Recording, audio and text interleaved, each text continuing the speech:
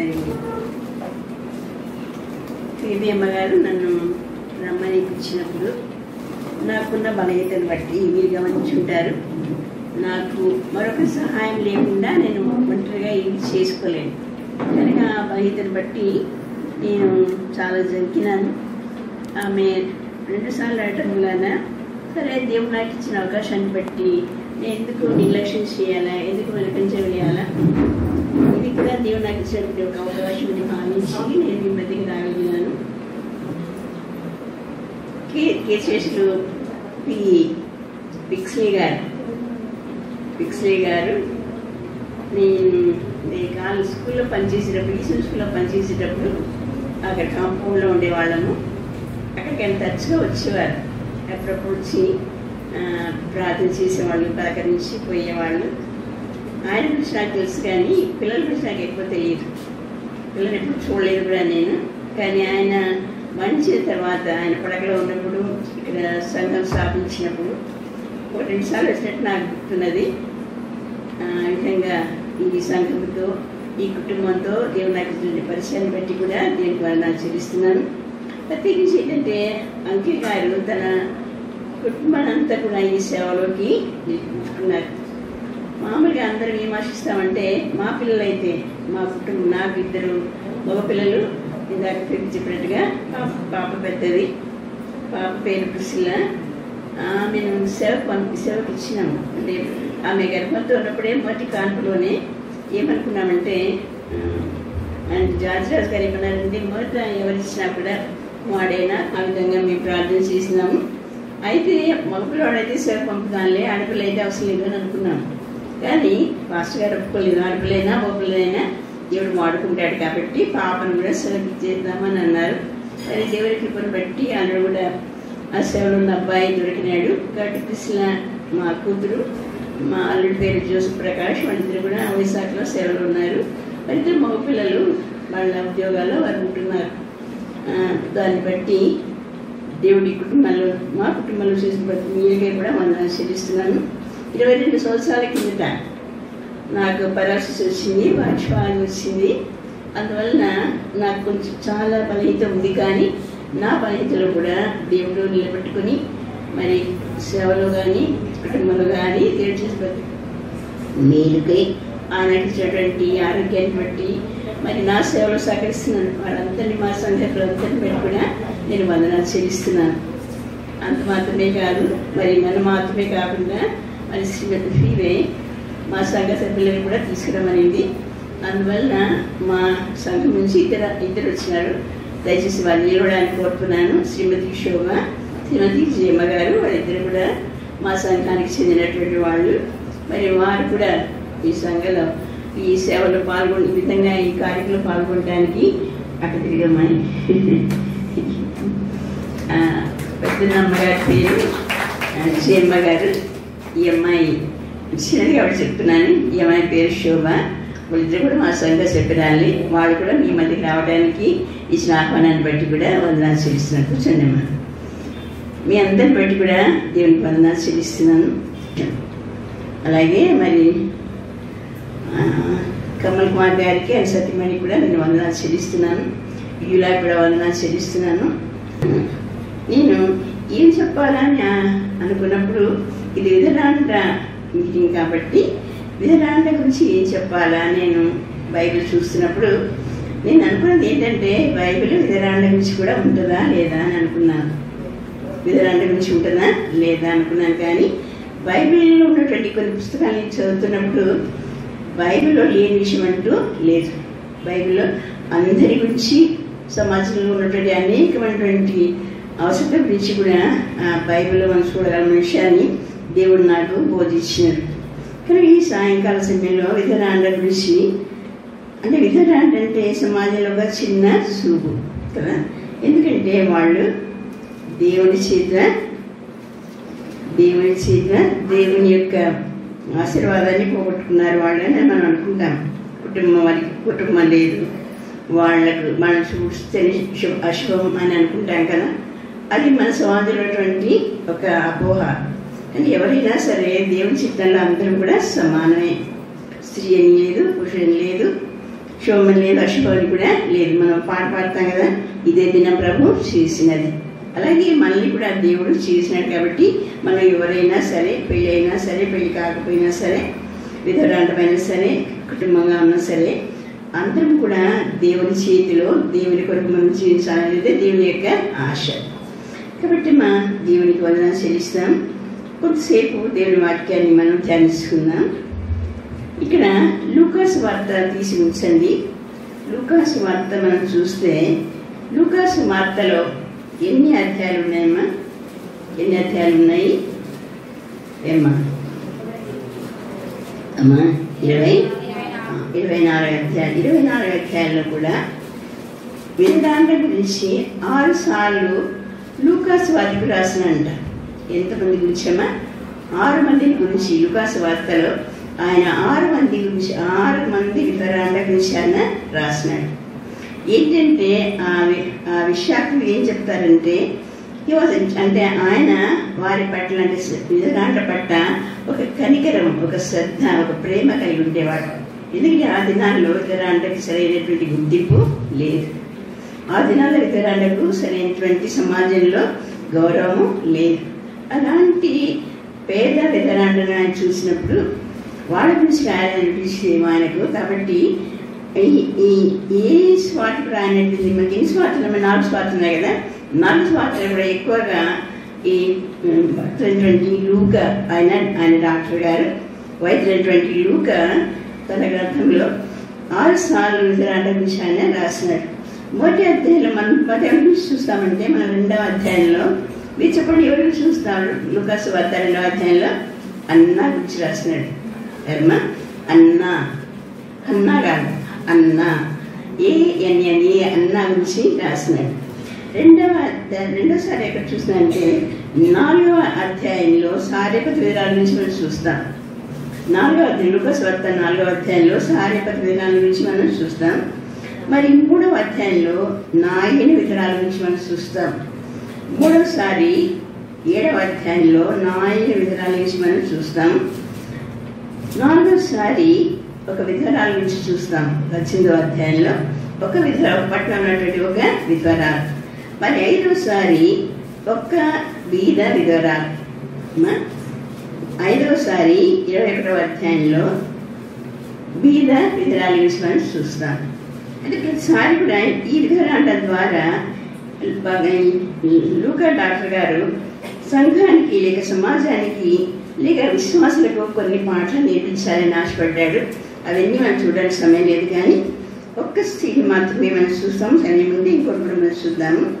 ఈ లూకాసు వార్త 18వ అధ్యాయంలో మనం చూస్తే ఒక పాఠాన్ని యేసుప్రభు వారు నేర్పించాలి అనుకున్నారు. యేసుప్రభు వారే స్వయంగా ఒక పాఠాన్ని విశ్వాసమైనటువంటి మనకు నేర్పించాలని అనుకున్నాడు. ఎవరు నేర్పించాలనుకున్నారమ్మా?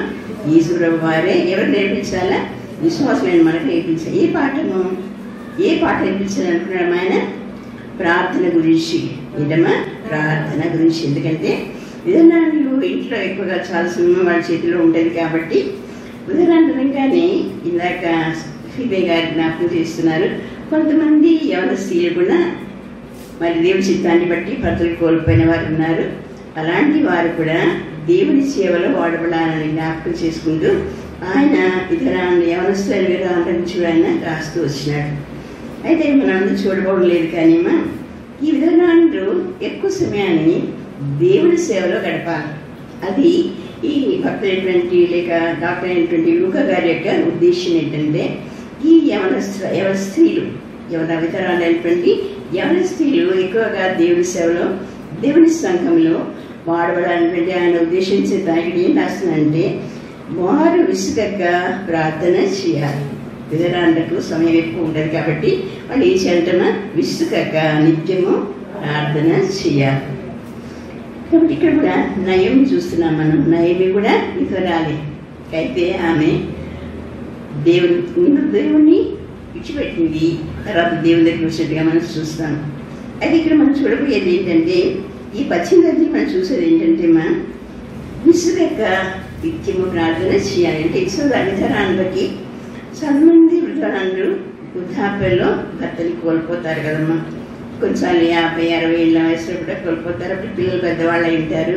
కుటుంబ బాధ్యతలు పిల్లల మీద ఉంటుంది కాబట్టి మరి వీళ్ళు ఎక్కువ సమయం దేవుని సేవలో వాడబడాలా, ముఖ్యంగా ప్రార్థనలు ఎక్కువ సమయాన్ని గడపాలి. కాబట్టి మా విధానాలైనటువంటి వారు దేవుని వాక్యంలో నేర్చుకునేది ఏంటంటే ఎక్కువ సమయాన్ని ప్రార్థనలో గడపాలి. అన్న నుంచి మనం చూస్తే ఆమె ఏం చేసినట్టమ్మా, అన్న ఏం చేసినట్టమ్మా ఏమా ఉపవాస ప్రార్థన చేసి దేవుని సేవలో ఉండేది, దేవాలయంలో ఉండేది, ఎక్కువ సమయాన్ని ప్రార్థనలు ఆమె గడిపేది. సమయం ఉంటే అది కూడా చూద్దాము.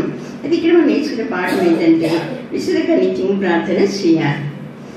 ఇక్కడ ప్రభు ఎలాగ చెప్తున్నారంటే అమ్మా ఉపమానం ఏంటమ్మా, ఉపమానం అంటే ఏంటమ్మా, ఒక గట్టిగా తెలుగు చెప్పండి పాప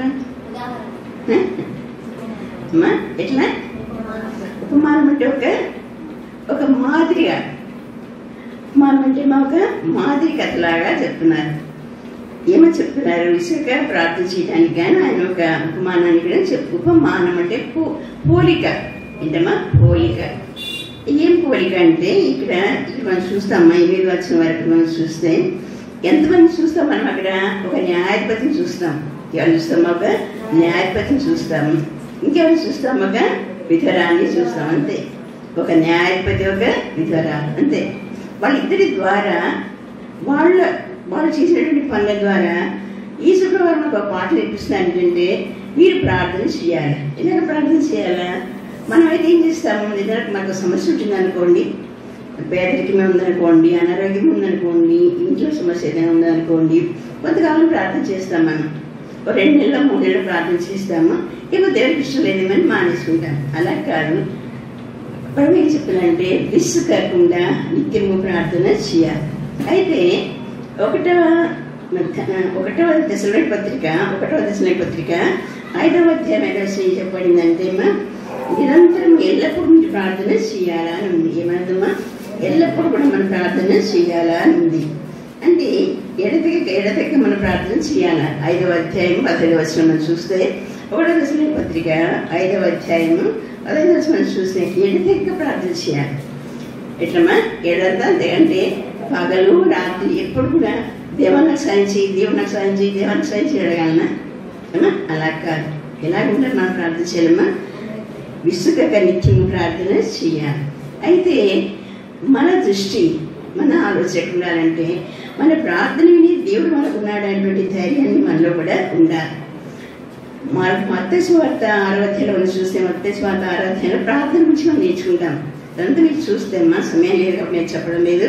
మత్తయి సువార్త 6వ అధ్యాయం మనం చూస్తే 5వ అధ్యాయం నుంచి 15వ వచనం వరకు మనం చూస్తే మత్తయి సువార్తలో ఇలాగ ప్రార్థన చేయాలి. రహస్యంగా ప్రార్థన చేయాలా, ఒంటరిగా ప్రార్థన చేయాలా, అంత మాత్రమే కాదు విస్తారమైన మాటలు ఉండకూడదు. ఏముండకూడదమ్మా, విస్తారమైన మాటలు. దేవుడికి మనకి ఏది అవసరమో దేవుడికి బాగా తెలుసు కాబట్టి మనం చెప్పాల్సిన ప్రార్థన స్క్లుప్తంగా దేవుని సన్నిధిలో మనం ప్రార్థిస్తున్న భయం కలిగి ప్రార్థన చేయాలంటే ప్రార్థనలో వ్యర్థమైన మాటలు ఉండకూడదు. ఏముండకూడదమ్మా, వ్యర్థమైన మాటలు ఉండకూడదు, ఎక్కువ మాట్లాడకూడదు కూడా.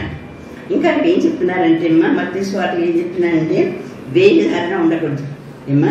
వేషధారణ ఉండకూడదు. ఏదో తలకు నూనె లేకుండా తెల్ల బట్టలు వేసుకుని ఉపవాసం ఉన్నానని అందరికీ చెప్పుకుంటూ ప్రార్థన చేయటం కాదు, కానీ వేషధారణ లేకుండా, విస్తరించకుండా, విధానం లేకుండా మనం ప్రార్థన చేయాలా అని వింటున్నాం. మనం ఎక్కడ వింటున్నాం అది? మనం మత్తయి సువార్త 6వ అధ్యాయం 1-10 వచనాలు మనం చూస్తే మన మాటల్లో వేషధారణ ఉండకూడదు. రెండవది వ్యర్థమైన మాటలు ఉండకూడదు. విస్తరించి కూడా మనం మాట్లాడకుండా మనం రహస్యంగా ప్రార్థన చేసినప్పుడు దేవుడు మన ప్రార్థన వింటాడు. కాబట్టి మన ప్రార్థన ఎలా ఉండాలంటే విసుగక నిత్యము ప్రార్థన చేయాలంటున్నాడు కదా. కాబట్టి మనం ఏం చేయాలంటే మనం ప్రార్థన, మాకు సమస్యలు వస్తాయి, ఇబ్బందులు వస్తాయి, కానీ మనం ఎలాగా ప్రార్థన చేయాలి? దేవా ఎందుకు నాకు ఈ సమస్య? ఇందాక పీపీ చెప్పినారు, ఆమెకు 2 వాళ్ళకి ఇంత బాగా జ్వరం వచ్చిందని వింటున్నాను అని చెప్పినారు కదా. మరి ఆ బలహీనతలో ఆమె ఏమనుకు ఉండాలా? దేవుడు నాకు ఈ శారీరక బలహీనత ఎందుకు ఇచ్చినాడు? నేను సేవలో ఉన్నాను కదా, మరి ఎందుకు నాకు ఈ బలహీనత ఇచ్చినాడు అని అనుకోవచ్చు. అలాగే నేను కూడా మరి ఇందాక పీపీ గారు చెప్పినట్టుగా నేను కూడా సేవలోనే ఉన్నాను, కానీ నాకు 22 ఏళ్ల కిందట పారాలసిస్ పెరాలసిస్ వచ్చింది. అప్పుడు అంటే 3 రోజులు నాకు అసలు మాట లేదు, చూపు లేదు. నన్ను ఎవరు గుర్తుపట్టలేవారు కాదు, నేను ఎవరిని గుర్తుపట్టలేదని కాదు. అలాంటి పరిస్థితుల నుంచి దేవుడు నన్ను లేవనెత్తినాడు. కారణం ఏంటంటే ఈ శ్రమ ద్వారా, ఈ బలహీనత ద్వారా దేవుడు తన కార్యాన్ని జరిగించుకున్నాడు. కనుక రోమీయులకు రాసిన పత్రిక 5వ అధ్యాయంలో మనం చూస్తే ఈ శ్రమ లేక ఈ కష్టం మనకి ఏది ఏడుస్తుంది ఇక్కడ అంటాడు చూడండి. రోమీయులకు రాసిన పత్రిక 5వ అధ్యాయము 3-4 వచనాల్లో శ్రమ ఓర్పును, శ్రమ ఏం చేసేటమా ఓర్పును, ఓర్పు పరీక్షను, పరీక్ష నిరీక్షణ కలగజీయనని ఎరిగి. ఈ శ్రమ ఏమి సెంట మనకు ఓర్పు పరీక్ష నిరీక్షణ మనకి ఇస్తుంది. కాబట్టి మనకు వచ్చే కష్టాల్లో, కన్నీళ్ళలో, సక్కలికంలో ఆ సమయంలో నా దగ్గర ఎవరు లేరు. నేను పెరాలసిస్లో ఉన్నప్పుడు అప్పుడే పాప సేవకు వెళ్ళింది. ఆ సంవత్సరమే, ఆ నెలలోనే నాకు మే మాసంలో ఈ పెరాలసిస్ వచ్చింది. మా పాప జూన్ మాసంలో వెళ్ళిపోయింది సేవకు. అప్పుడు ఇంట్లో నేను మా పాప అడిగాం మా వాళ్ళ డాడీని, రాజరాజు గారిని, పాప ఉండేయండి ఒక నెలన్న నా దగ్గర అంటే ఆయన ఒప్పుకోలేదు. పాప పోయేది సేవకు కాబట్టి నేను పంపించేస్తాను, నేను బాగా అవుతావు, మళ్ళీ తిరిగి దేవుడికి పెడతానని నేను ఆయన ఒప్పుకోలేదు. కానీ దేవుడి నిజంగా తన మాటని నిలబెట్టుకున్నాడు. ఈ శ్రమ నాకు ఇచ్చిందమ్మా ఓర్పు ఇచ్చింది. కాబట్టి మన కష్టాలు వచ్చినప్పుడు మనము విసుగకూడదు, వెనకంచ వేయకూడదు. దాకా ఇప్పుడు కూడా మాట్లాడింది, మేము దేవుని కొరకు పచ్చనే చేయాలి. మేము ఎలాంటి పరిస్థితులు ఉన్నా కూడా ఏం చేయాలమ్మా దేవుని కొరకు మనం పచ్చడి అంటే ఇది వెనకంచి విసిరిని పచ్చడే కాదు. ఏ పరిస్థితిలో ఉన్నా కూడా దేవుని సేవలో మనం నమ్మకంగా ఉన్నప్పుడు దేవుడు మనల్ని వాడుకుంటాడు. కనుక ఇక్కడ మనం చూస్తున్నాం, న్యాయపరిని చూస్తున్నాము, ఆమె కూడా మనం చూస్తున్నాం కదా. ఆమె ఎవరు అని అంటే ఇంకా చూడండి, ముందు న్యాయపరి గురించి రాయబడింది కదా 2వ వచనంలో, దేవునికి భయపడకయు మనుషులు లక్ష్య పెట్టి ఉన్నటువంటి ఒక న్యాయాధిపతి. ఈ న్యాయాధిపతి ఇలాంటి వాడిమా, నాకు దేవుడు అంటే భయం లేదు, మనుషులు అంటే కూడా భయమా లేదు. ఈ విధానం ఆ మాట మేము సంవత్సరాలు వింటున్నాము. ఈ న్యాయాధిపతి కూడా ఆ దినాల్లో కూడా ఉన్నటువంటి ఈ న్యాయాధిపతి దేవునికి భయపడక మనుషులకు లెక్క పెట్టగా ఉన్నాడు. మరి ఆమె గురించి మనం చూస్తే ఆమె విధవరాలు. ఆమె ఏం చేసిందమ్మా 3వ అధ్యాయంలో మనం చూస్తే నా ప్రతి వారికి నాకును న్యాయం తీర్చమని అడుగుతూ వచ్చాను. అంటే ఆమెకి ఏదో సమస్య ఉంది. ఆమె ఎలాంటి పరిస్థితి ఉందో మనకు తెలియదు, కానీ విధురాలు కాబట్టి పేదగానే ఉండవచ్చు. మరి ఆ సమస్య ఏంటో కూడా మనకు తెలియదు, ఇక్కడ స్పష్టంగా రాయబడలేదు. కానీ ఆమె ఒక విధురాలు, ఈయనేమో న్యాయాధిపతి దగ్గరికి ఆమె వచ్చింది. ఈ న్యాయకి మనం చూస్తేమా ఆమె న్యాయపతికి రావడానికి ఆమెకి ఏమాత్రం హక్కు కూడా లేదనుకున్నప్పుడు ఒకే సమస్య ఏంటంటే నాకు న్యాయము కావాలా, నాకు సమస్యకు పరిష్కారము రావాలా అని ఆమె అద్భుతాల దగ్గర వచ్చినట్టుగా మనం చూస్తాం. అని మనం గమనించేది ఏంటంటే ఈ విధానాలకు సామాన్యమైనటువంటి స్త్రీ ఆ పట్టణంలో ఉన్నటువంటి అనేక మంది విధానాల్లో ఈమె కూడా ఒక విధానాలు సామాన్యమైనటువంటి ఈ స్త్రీ ప్రభు దగ్గర ఆమె దేవుని దగ్గరికి వచ్చింది. మరి ఆ దినాల్లో ఈ న్యాయపతులు ఎలా ఉండేవారంటే ఆ దినాల్లో ఇలాంటి బిల్డింగ్స్ లేవు, న్యాయపతులు పెద్ద బిల్డింగ్స్ లేవు. వాళ్ళకి ఏముండేది, ఒక గుడారం ఉండేది. ఆ గుడారంలో ఉండేవాళ్ళు ఆయా గ్రామాలకు తిరుగుతూ పరిచయం చేసేవాళ్ళు, అంటే న్యాయాన్ని తీర్చేవాళ్ళు. అలాగే గ్రామాలకు వెళ్తున్నప్పుడు ఒక గుడారంలో న్యాయాన్ని తీసుకున్నప్పుడు మరి వాళ్ళ చుట్టూ ఎవరుంటారమ్మా పని వాళ్ళు ఉంటారు అన్నారు కదా, ఎవరుంటారమ్మా పని వాళ్ళు ఉంటారు. మరి చుట్టూ బయట గుడారం మనకి గుడారం బయట ఎవరుంటారమ్మా, ఎవరైతే న్యాయం కొరకు వచ్చినారో వాళ్ళు స్త్రీలు కానీ పురుషులు కానీ అక్కడ ఉంటారు. అలాగే ఈమె కూడా బయట ఉండిందేమో. బయట వచ్చి రాయబడిన మాట ఏంటంటే అమ్మా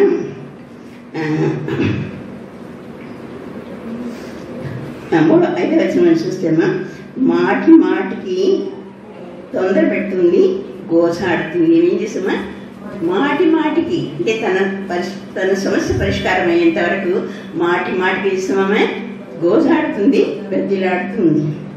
అయితే ఈయన ఏమనుకున్నాడంటమ్మా 4వ వచనం చూస్తే కొంతకాలం ఒప్పక పోయి, ఎంత కఠినుడు కదా ఆయన గురించి ముందే చూస్తే మనం ఆయనమ్మ దేవుని భయం లేదు, మనుషుల భయం కూడా లేదు.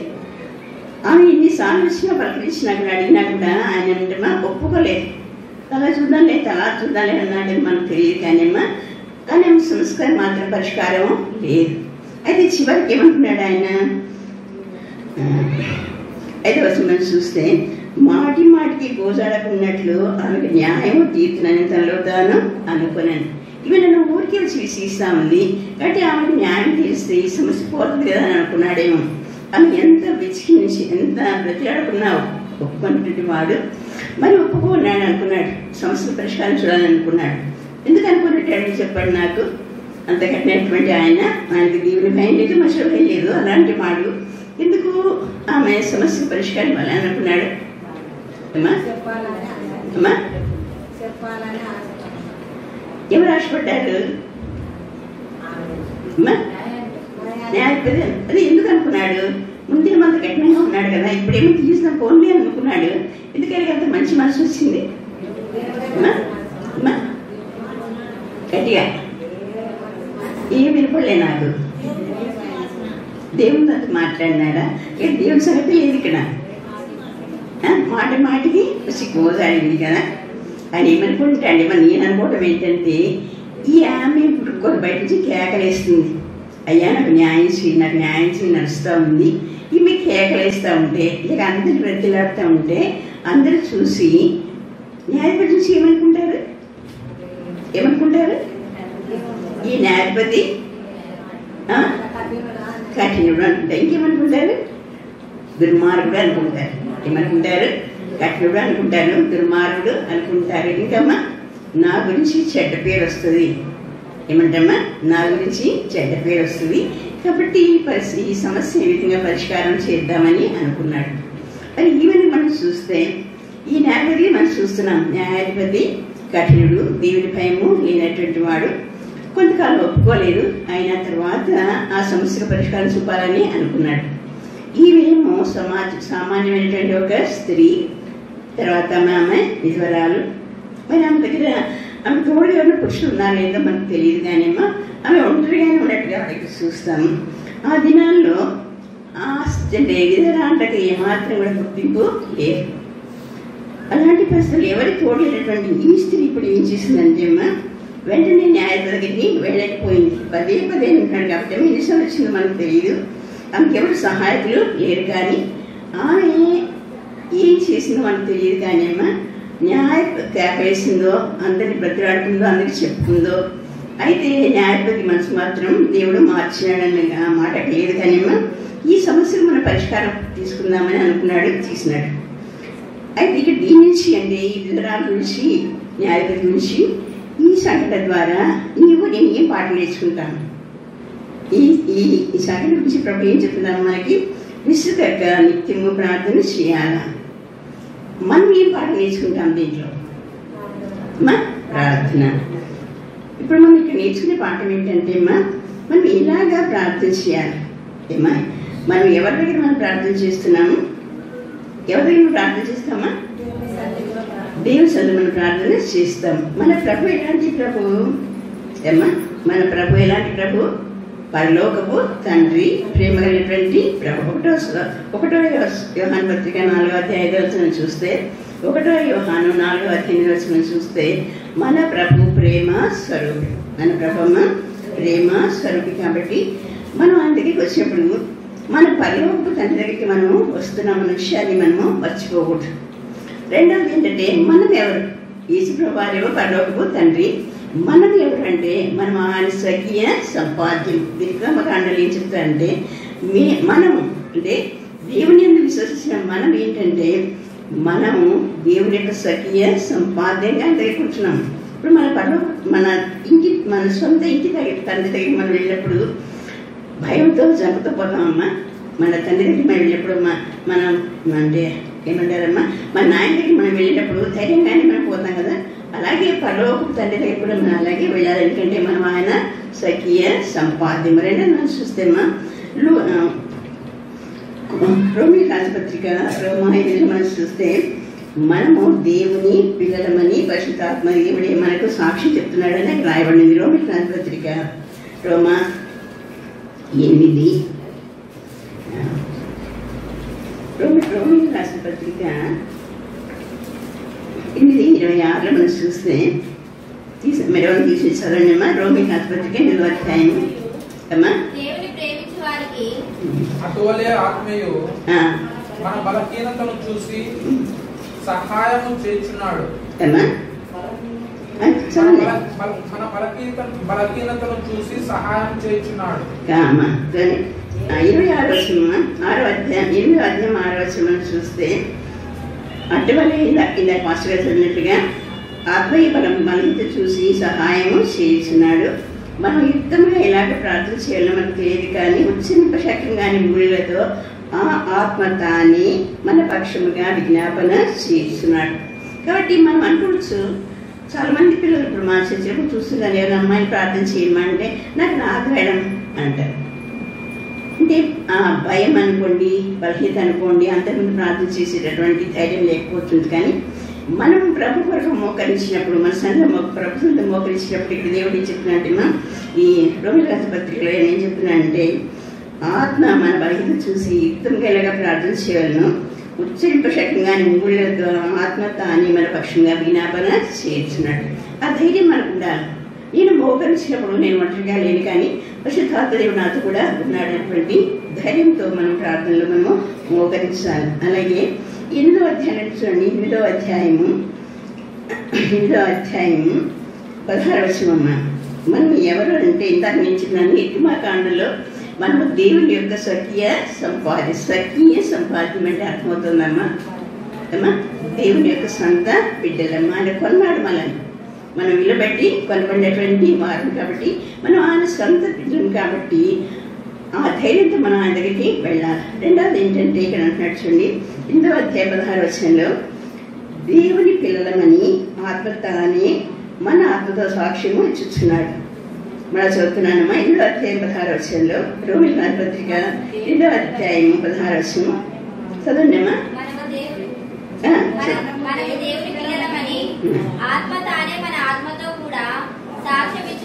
కాబట్టి మనకు ఉన్నటువంటి ధైర్యం ఏంటంటే మనము దేవుని పిల్లలము. మనం ఎవరో కాదు. ఎప్పుడైతే యేసుప్రభువుని రక్షకుడు అంగీకరించినావో, ఆయన మనం నమ్మున్నాము, అప్పుడు దేవుడి మనకు వచ్చేటువంటి స్టాంపు లేక ముద్ర ఏంటంటే మనం దేవుని పిల్లలు. ఆ ధైర్యంతో మనం దేవుని సన్నిధికి మనం వెళ్ళాలి.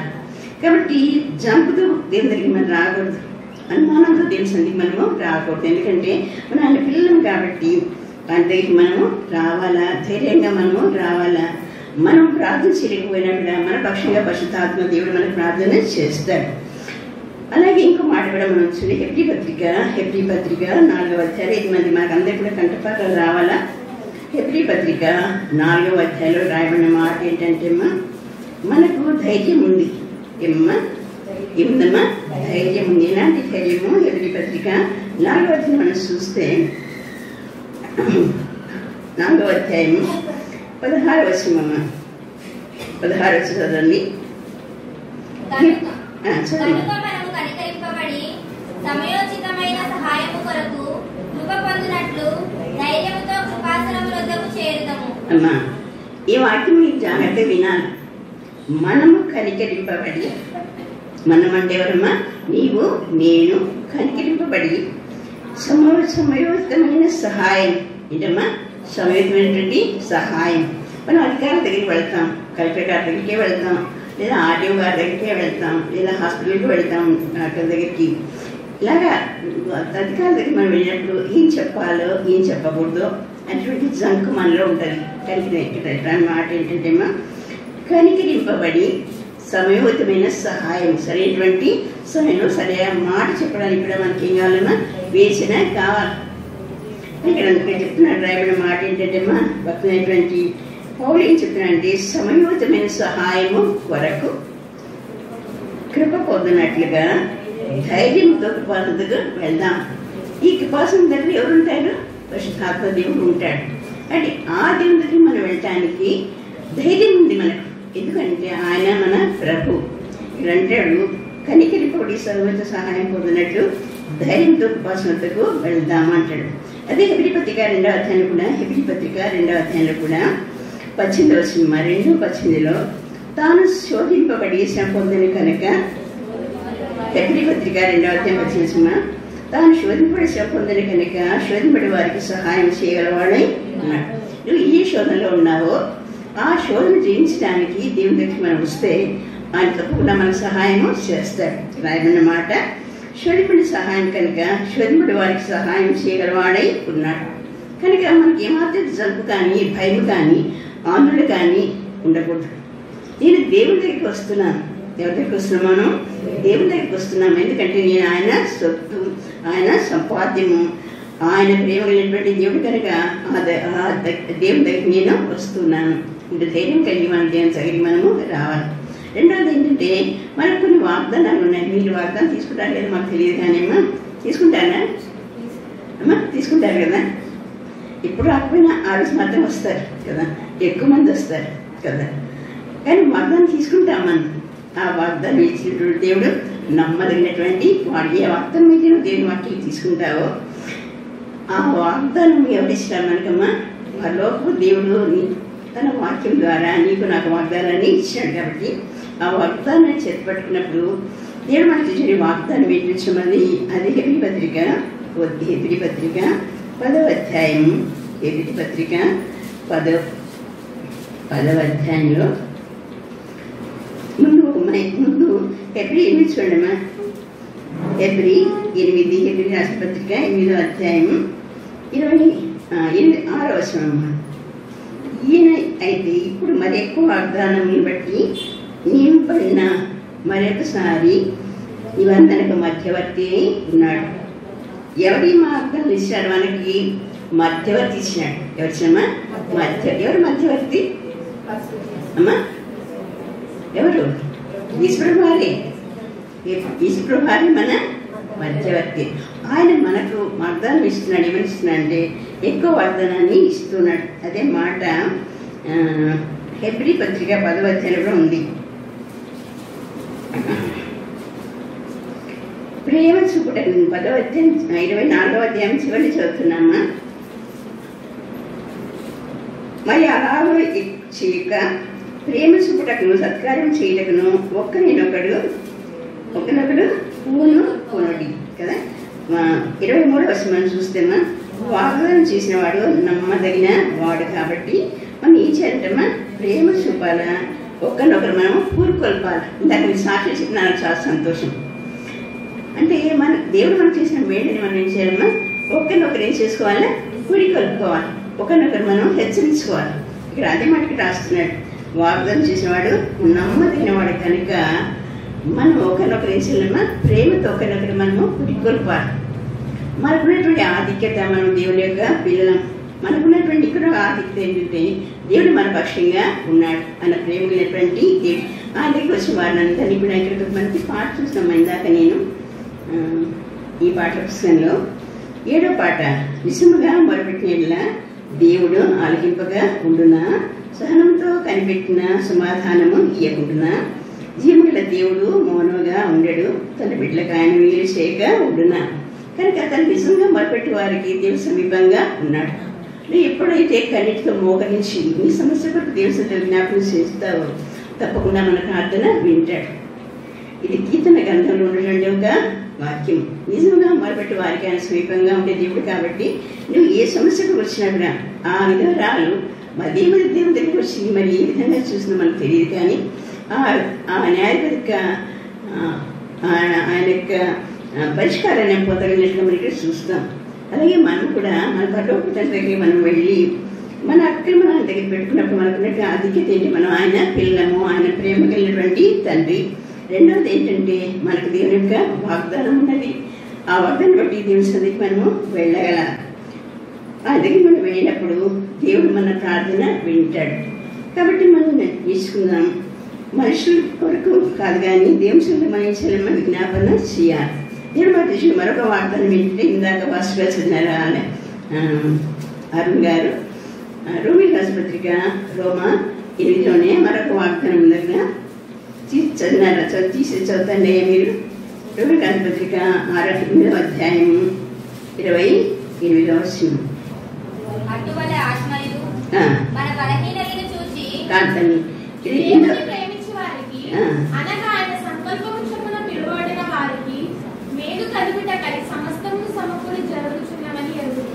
ఇది మనకి ఇచ్చినటువంటి వాగ్దానం.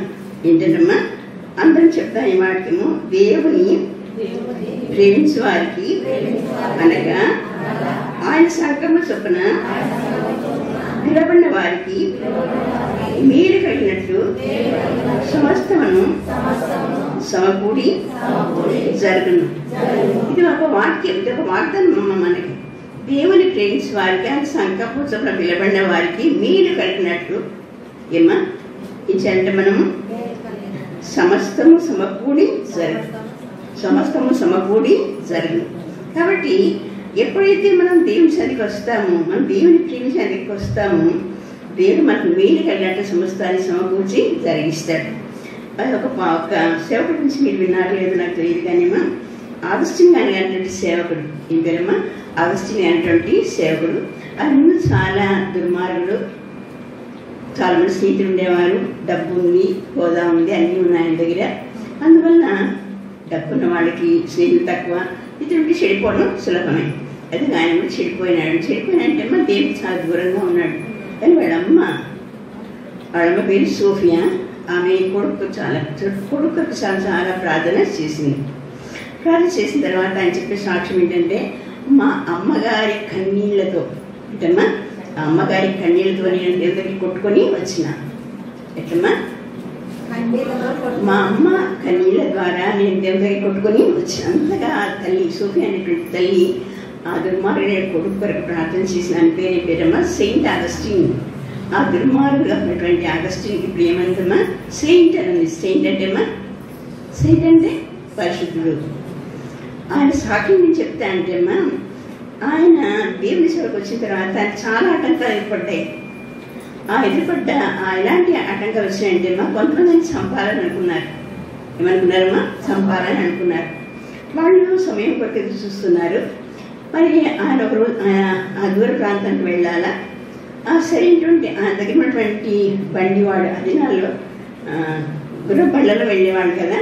మరి ఆ గుర్రబండి తనకున్నటువంటి గుర్రబండి వాడేవాడు ఆ పనివాడు రాలేదు, గుర్రబండి నడిపించేవాడు రాలేదు. అప్పుడు ఈయన ఏమనుకున్నాడంటే వేరే వాళ్ళని తీసుకొని, ఎందుకంటే అవసరమైనటువంటి పని కాబట్టి నగిరి వెళ్ళాలని వేరే ఆయన తీసుకొని పోయినాడు. గమనించండి, తన దగ్గర ఉన్నటువంటి పనివాడు రాలేదు, వేరే ఆయన్ని తీసుకొని పోయినాడు. వేసుకుని ఆయన ప్రయాణం చేసి వెళ్తున్నప్పుడు మామూలు రస్తాలు మామూలుగా వేరే ఆ మార్గంలో కాకుండా ఇతను కొత్త వాడు కాబట్టి వేరే మార్గంలో తీసుకుపోయినాడు.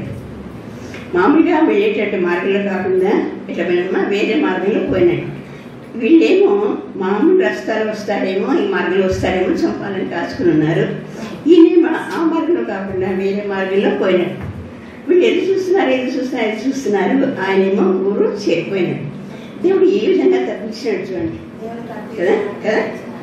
అది ఎందుకు చెప్పినంటే, మన దేవుని ప్రేమించే వారికి మీరు కలిగినట్లు సమస్తము సమకూడి జరగదు. ఆ పనివాడు రాకపోవడం, వేరే మార్గంలో వెళ్ళటం, ఆ విధంగా దేవుడు ఆయనని కాపాడుకున్నాడు. కాబట్టి అమ్మా ఈ వాగ్దానం దేవునికి మేలు కలిగినట్లు కదా, మనకు మేలు కలిగినట్టు దేవుడు సమస్తాన్ని సమకూర్చి జరిగిస్తాడు. అలాగే అగస్టిన్ గారి జీవితంలో దేవుడు గొప్ప కార్యాన్ని చేసినాడు.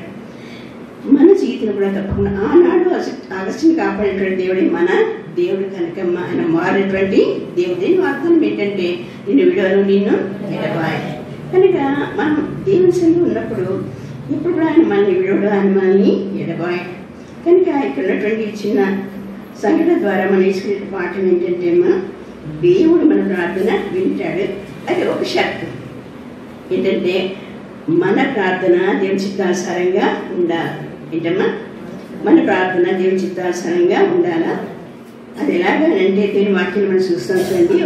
ఒకటవ యోహాను పత్రిక 5వ అధ్యాయము 1వ యోహాను పత్రిక 5వ అధ్యాయము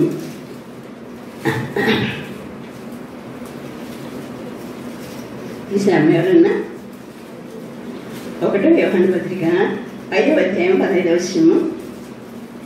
మనమేమి అడిగినను ఆయన మన మనవి ఆలకించునని మనం ఎరిగిన ఎడల మనం ఆయనను వేడుకొనినవి మనకు కలిగినవని ఎరుగుదుము.